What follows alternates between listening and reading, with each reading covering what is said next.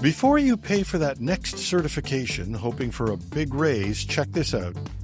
Why AMD's paying $4.9 billion for an acquisition of ZT Systems, and California announces a strategic retreat on AI safety legislation in the face of fierce resistance from the tech industry.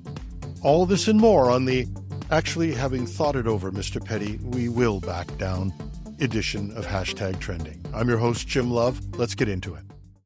Before you dump big money into that next certification, in a surprising twist, the gap between certified and non-certified IT skills in terms of pay has reached its widest point in 24 years, according to recent research by Foote.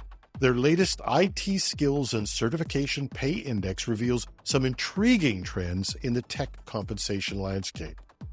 The study measures the impact of acquiring skills on bonuses received.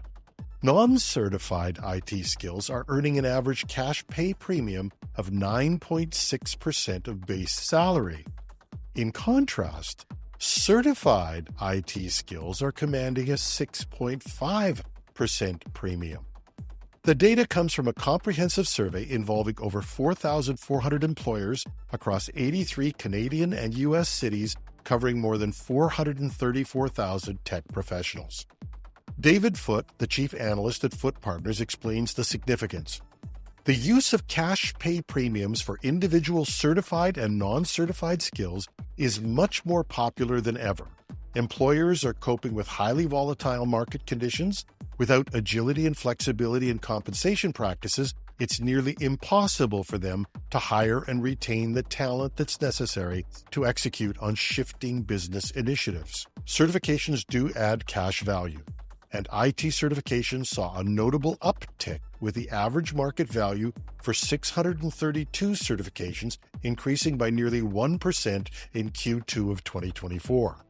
This follows a 1.3% decline in Q1, marking the highest positive swing over 2 consecutive quarters since 2006.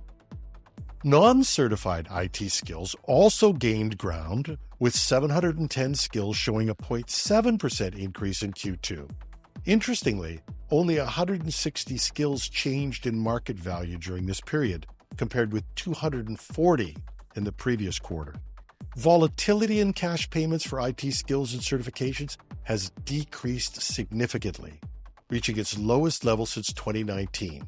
Only 21% of skills changed in market value, down from 30.5% in the previous quarter. What we'd really like to know is the impact of skills acquisition, be it certified or non-certified, on job retention and hireability, especially given the large number of layoffs that continue to plague the tech industry. The trends underscore a dynamic nature of the tech job market and the ongoing challenge for employers to attract and retain top talent in an ever-evolving landscape, despite the layoffs that we've seen. For more information, you can refer to Foote Partners' full IT skills demand and pay trends report. And here's my constant dilemma. Do I use the Canadian or American pronunciation?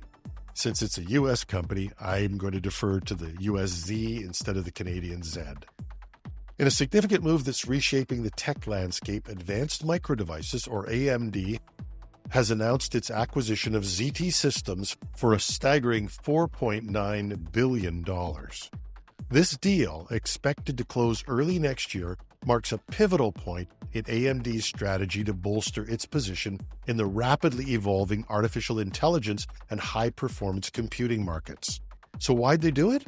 ZT Systems, founded in 1994, is a major player in server manufacturing, particularly for hyperscalers and cloud builders. Despite its low profile, the company generates an impressive $10 billion in annual revenue. But AMD is not interested in ZT Systems' manufacturing capabilities. They want its team of 1,100 system engineers. As Forrest Norrod, general manager of AMD's data center business, explains, it became clear that we needed to substantially up our game here. With AI systems, it's increasingly clear to everyone in the industry that this is going to drive tremendous challenges in designing systems at these power levels, at these signaling rates, and at this level of complexity. So the acquisition is aimed at enhancing AMD's ability to design and validate complex AI and high-performance computing systems. This is crucial for competing in a market where system-level engineering is becoming as important as chip design. And they are willing to pay about $4.5 million per engineer, although they will get something for divesting the manufacturing operation. And AMD does plan to divest CT Systems' manufacturing operations, focusing solely on the engineering talent and expertise. This move is designed to avoid competing with AMD's existing customers in the server market, and probably has something to do with Intel's earlier and disastrous move into manufacturing of computer equipment as well as chips. But no matter how you stack it, the deal represents a significant investment for AMD, costing more than its expected revenue from data center GPUs for the entire year of 2024. The acquisition highlights the increasing complexity of AI and high-performance computing systems and the growing importance, as we said, of system-level engineering in the semiconductor industry.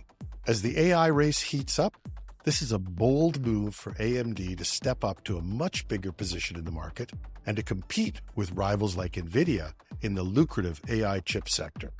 Go big or stay home. We'll be watching this to see how it plays out. California, the state that pioneered tough legislation against big industries, was the first to blink in a conflict between the state and the high-tech industry. It has revised its proposed AI safety legislation in response to concerns from leading AI companies.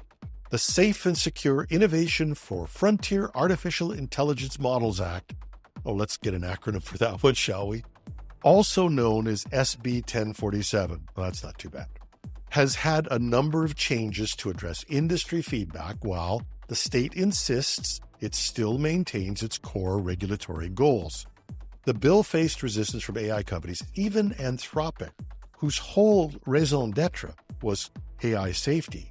And it even attracted resistance from federal lawmakers such as Representative Zoe Logren, who expressed concerns about potential negative impacts on California's innovation economy.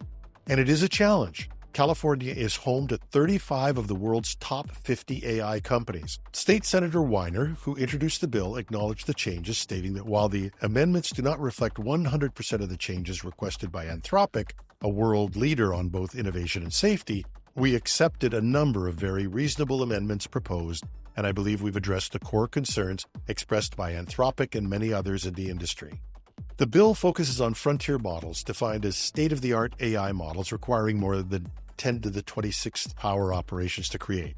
Or, if you want to put it in simpler terms, anything with a training cost exceeding $100 million.